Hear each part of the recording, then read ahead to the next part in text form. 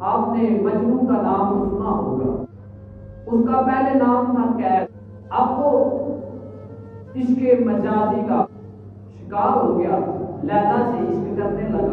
حضرت امام حسن گزر رہے، قیس بیٹھا ہوا، قیس اپنی مستی میں اپنی لیلا کے عشق میں کھو کر بیٹھا ہوا ہے، اپنے ہی مگن میں ہے، اپنے ہی انداز میں ہے۔ امام حسن پاس سے گزرے، کیونکہ اس وقت خلافت کا مسئلہ تھا، کوئی کہتا تھا کہ مولا علی کو خلیفہ ہونا چاہیے، کوئی کہتا تھا امیر معاویہ کو خلیفہ ہونا چاہیے۔ اب دیکھیں عشق والوں کے انداز، عشق والوں کا رنگ دیکھیں۔ قیس اپنی مستی میں مگن ہے، امام حسن نے پوچھا کہ قیس بتا، مولا علی کو خلیفہ ہونا چاہیے کہ امیر معاویہ کو خلیفہ ہونا چاہیے؟ وہ قیس لیلا کے عشق میں یہ کہنے لگا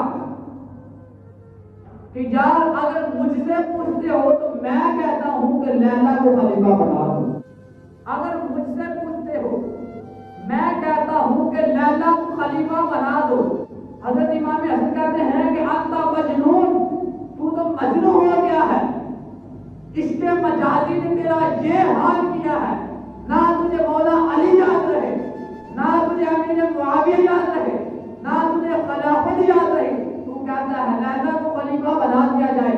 اور بھائی عشق مجازی کا یہ رنگ ہے، یہ تو دنیاوی محبتیں ہیں، اپنا یہ اثر دکھاتی ہیں، نہ امیر معاویہ یاد رکھتے ہیں، نہ شیر خدا یاد رکھتے ہیں، تو حقیقی عشق کا اندازہ کون لگا سکتا ہے؟